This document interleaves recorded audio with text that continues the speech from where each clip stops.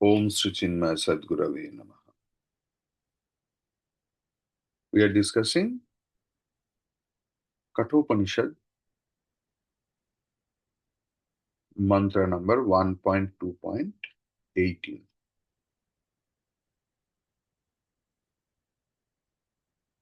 Our subject matter is life after death.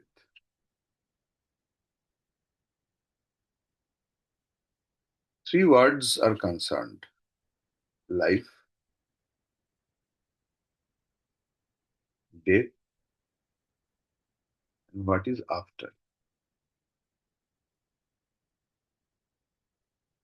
Throughout the mantras, actually, we are discussing what we call life, what we call death, what is our concept, and what is the actuality, what Shastra says. As a part of that, the teacher quoted one wonderful mantra: "Na jayate mriyate va vipaschit, nayam kutaschit babhuva kaschit, ajo nitya shashvatoyam puranaha, nahanyate anyamane sharire." In Bhagavad Gita, second chapter, 20th sloka is the echo of this mantra. Ajo nitya shashvatoyam puranaha nahanyate hanyamani sharire. So, yesterday, just at the end, we got a wonderful concept. And with the continuation of that,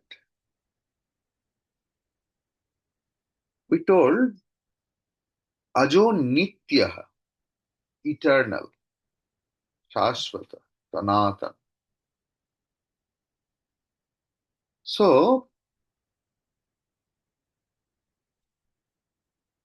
if we want to understand the coined word eternal, Nitya,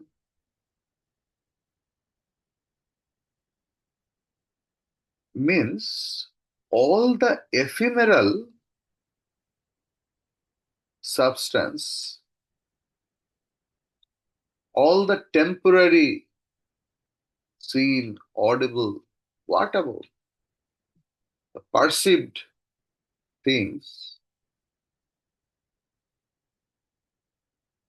superimposed on which that cannot be ephemeral, that cannot be temporary.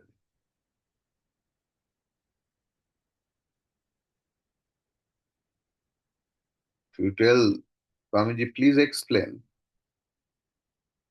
And the only explanation is, suppose in the movie theater, the screen is steady. That is why scene after scene get projected. Clear? So the screen should be steady. So in our life, we all experience the temporary world. Earlier it was not there, or earlier was there, now it is not there. In future something will come up with the expiry date. Each and everything. Even the bottle of the drinking water, there is expiry date. So all the ephemeral world, temporary world where it is projected that substance cannot be temporary. Clear? In that respect, it is, means Atma is Nitya. In Chandogya Upanishad, there is a wonderful mantra. Sa Bhagavaha Kasmin Pratisthita iti Swe Mahimni Yadiva Na Mahimni iti. Atma is established in its own glory.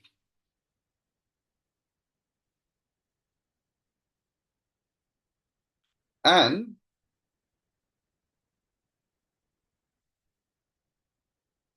it cannot be also. Means Shruti Mata, Veda is hesitating to give any statement for Brahman.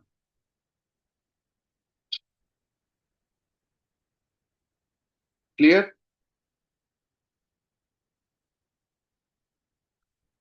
According to our samskara, we try to understand the Atma like our own experience regarding the outside thing. Like if anyone doesn't see anything else, and we try to make him understand or make her understand, we give some example. How it is? It is like this, isn't it? It's like this. And how is guava? Haven't you seen the guava, the round shape? So we are referring the shape, what it is in our mind. The outer skin is light green. We are referring with the light green. So someone will think, then and there from the memory, recall what is light green color, what is the round shape. Because a lot of things is preserved in our mind, in our memory. So, in that respect, we always try to understand the Brahman or the Atma or the Self with this. And Upanishad is telling not a single word or anything else will work on it. See, which is not Brahman also. Suppose if anybody asks you that please explain what is electricity, can you do? What the example he will give? Only the effect we can tell. For the Brahman also, the same thing.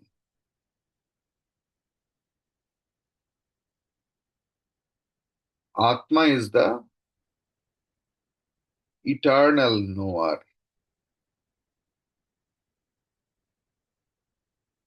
And Atma is the knowledge alone. Atma is the effulgence. Atma is the illumination alone. It is not that verb that Atma is illuminating something else. Like the sun shines.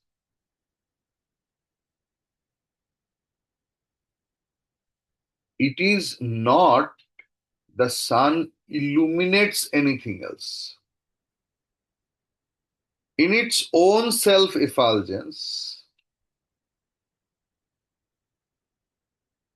the illumination is its dharma. By force or anything else, it is not doing. To explain its activity, we coin a lot of words for our better understanding. But is it so that sun is doing something else? Swe mahimni pratisthita. It is established in its own glory. It is dancing in its own orbit. It is illumination. With that illumination, we are getting illuminated. If sun has the power to control its illumination, that no, he is not a good one. In the month of March, April, May, even June, that person scolds me a lot. So I will not fall on the rooftop of this person. There is no choice. Because illumination is its own nature. Clear?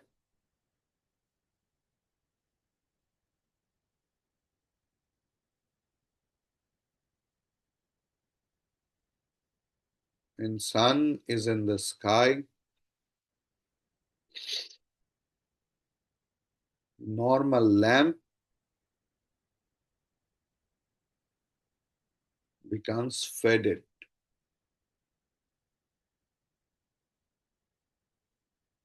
No external torchlight, a torch or lamp is required to see the sun.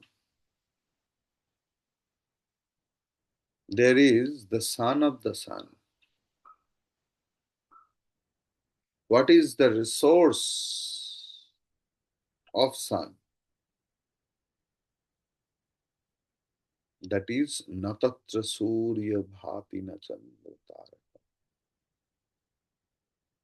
Atma is the sun of the sun, moon of the moon.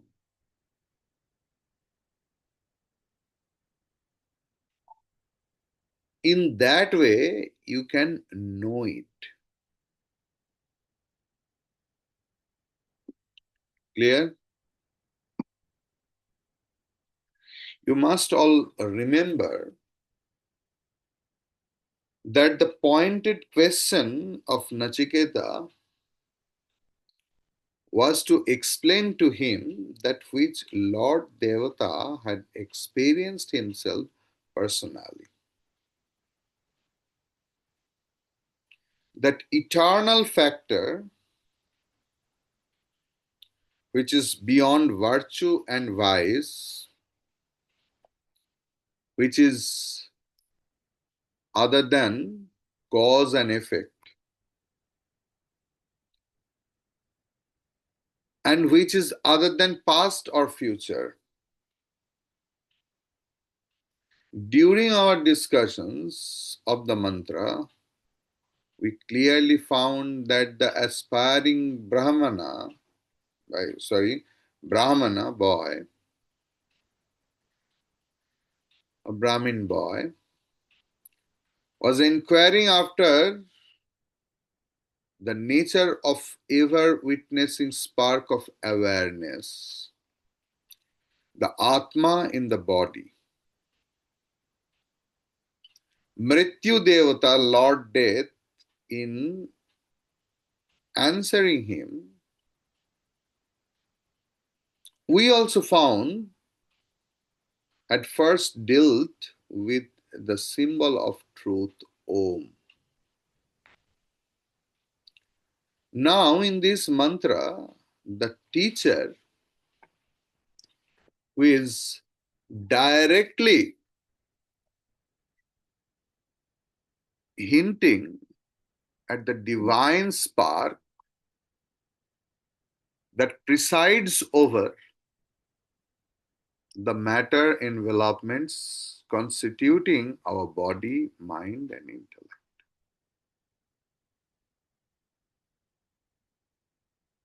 And to that, to some extent, to to make others, to make a student understand how Upanishad is trying in its own way, in its own style, that Atma is not born, nor does it die. All perishable finite things undergo modifications, and the entire set of modifications are classified under five headings or six. Our Gurudev has mentioned five headings: birth, growth, decay, disease, death. Birth, growth, disease, decay, and death. So Gurudev has not touched the word asti. So in this mantra, we are told that the truth principle gracing our within is without the first and the last of these, pentamerous modifications, namely the birth and the death. Naturally, they mean to incorporate within themselves all the other unsaid three modifications also. That which undergoes modifications is a perishable finite quantity. So, in denying modification, the teacher is hinting at the eternal nature of the soul of man.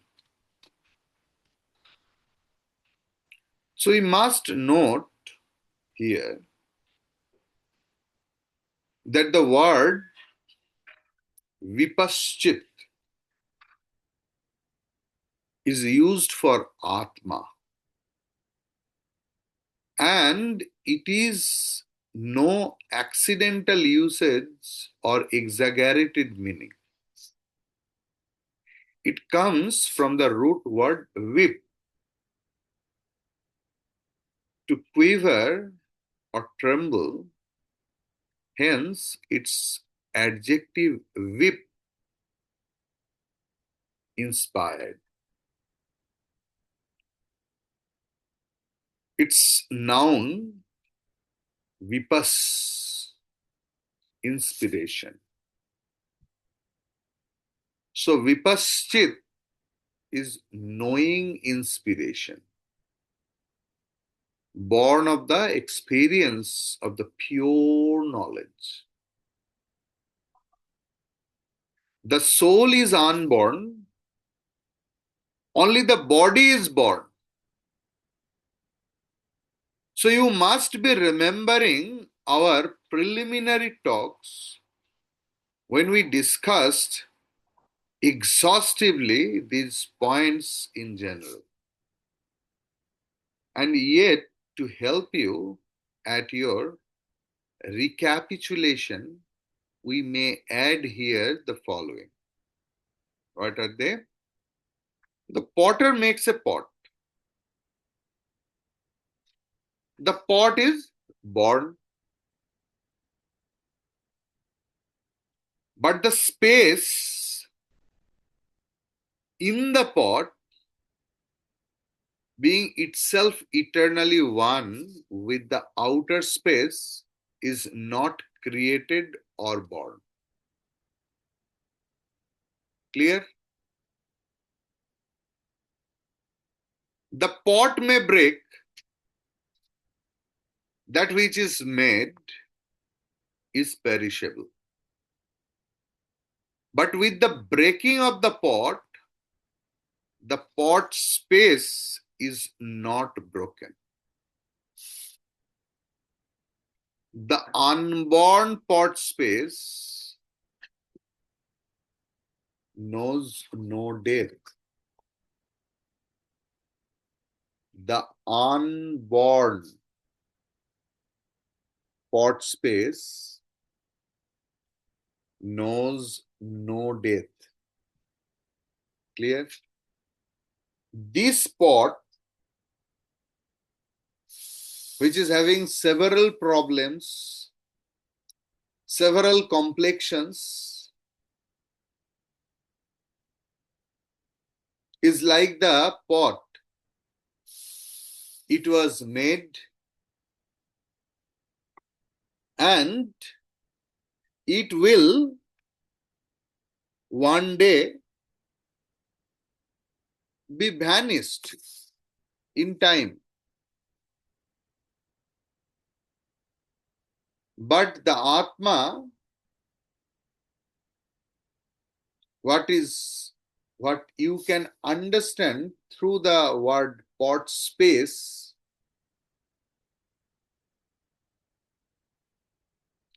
it is unborn and it will never be perished. Clear? Similarly, the self or the truth is never born and naturally never dies.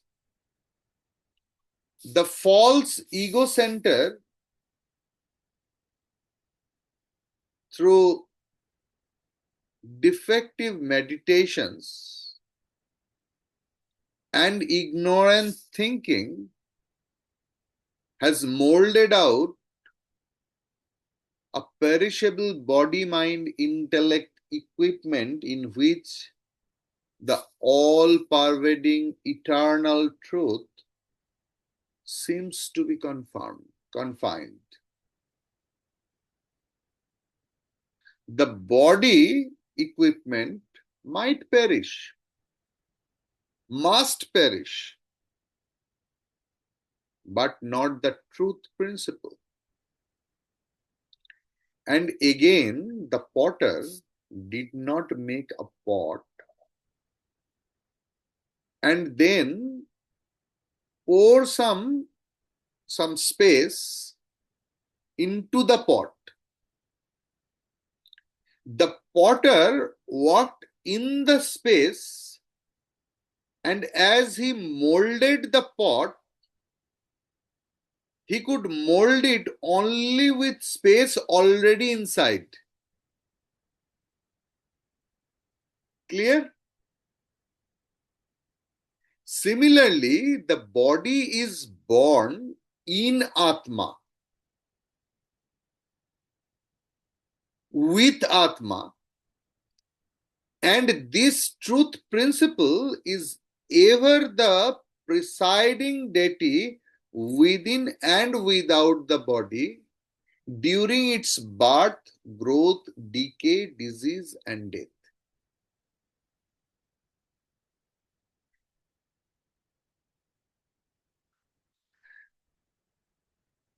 You can understand in a different way, like a pot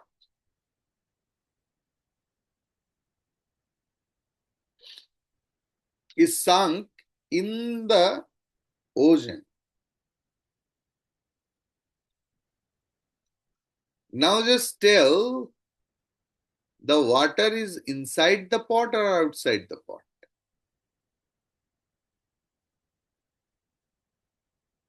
The same concept over here, with the above ideas in mind, the second line of the mantra must now stand out as the self-explanatory, that the Mrityu Devata will explain to us the beautiful mantra.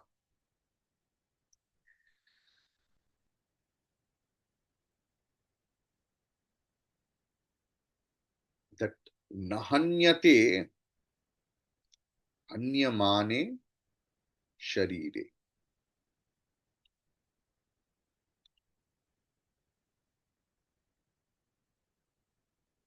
If the body gets destroyed, Atma or the self never gets destroyed.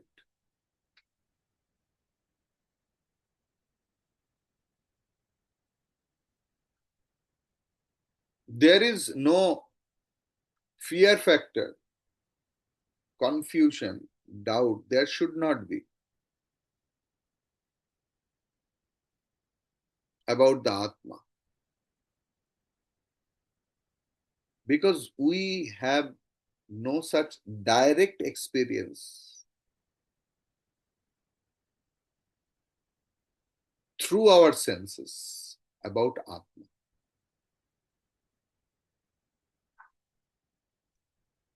Ashariri Atma, the Atma which has no body, we did not see.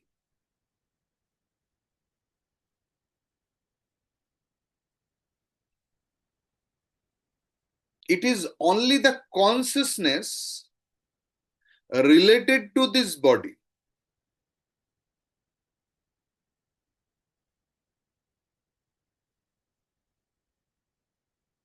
See, the conscious element or the consciousness related to the body, that concept also we are to understand in a very tough way. Because in one side there is the perishable body,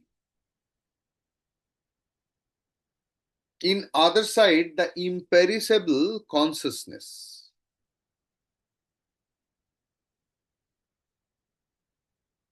If we say no, this body is sentient,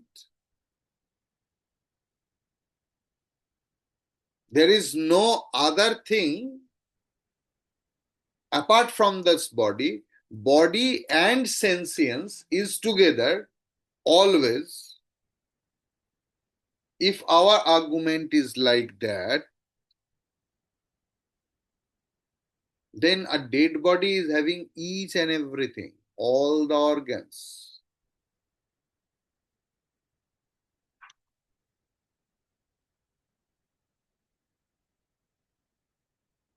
So the body is sentient by itself. We can't tell. If you say that Chaitanya is one of the lakshana, dharma, quality of this body,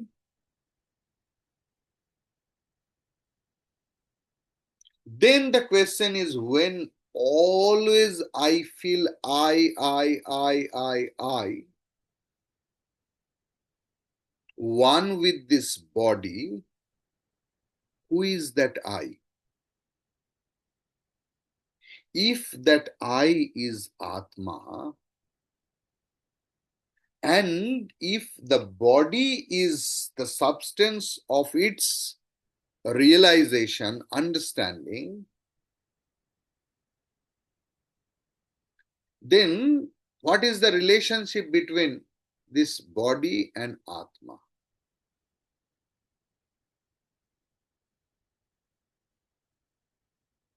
कर्ता and Karma एक वस्तु नहीं हो सकता है. Doer and activities cannot be the one. Apply your brain. Okay. So karta, doer, owner, realizer, just coining a new word for understanding, and his realized body cannot be one. Like if I say, you and your laptop or mobile phone where you are watching this class, are one,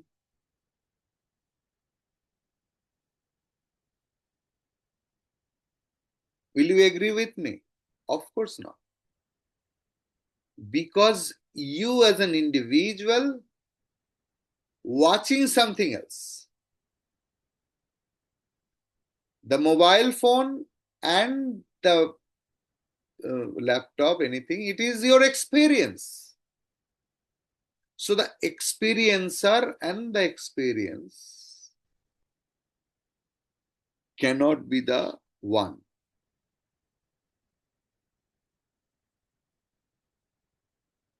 So what is the relationship between Atma and the body?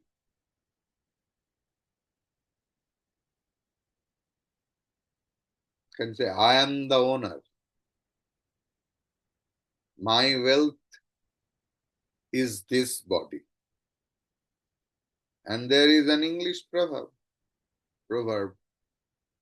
health is wealth. Whose wealth? It's my wealth. So I am the owner and my wealth is this body.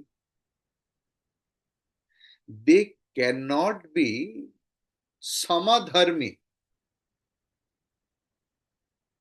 cannot be the same substance. Clear?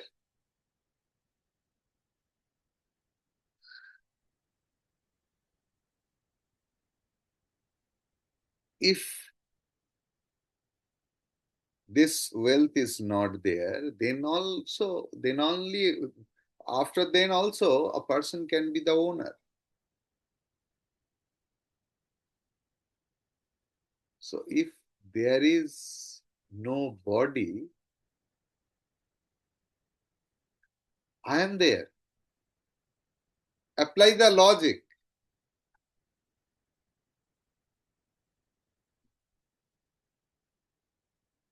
You think I'm just instigating some thought process into you.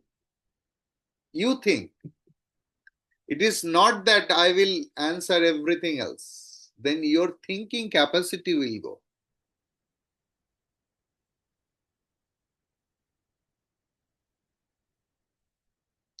If you say Atma is the dharma of the body, Atma is the quality, one nature of this body,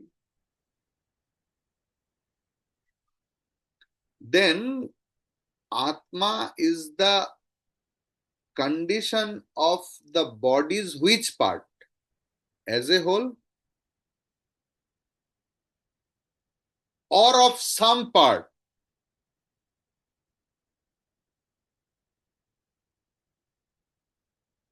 So Atma is the dharma, Deha is the dharmi, if you say. Then there is 6 changes in the body. Then Atma is also getting changed. In your house, previously there was fan, then AC machine. AC machine's company was something. Then after long years, it is not getting cold as I want. It is not giving that much of. So we change the company, we change the model, we change the set. Do we change the electricity? We change the gadget.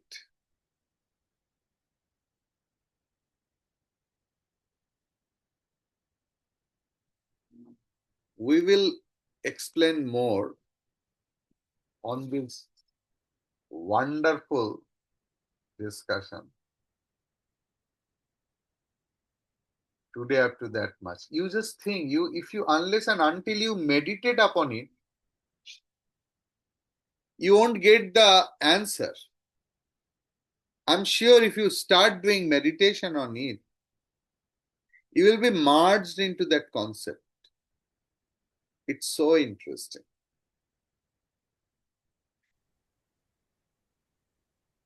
Each and every word and the concept I have coined today can be the subject of your meditation. First of all, you have to clear why we will do meditation. Because our thought process is really scattered. We can't fix our mind in a single point.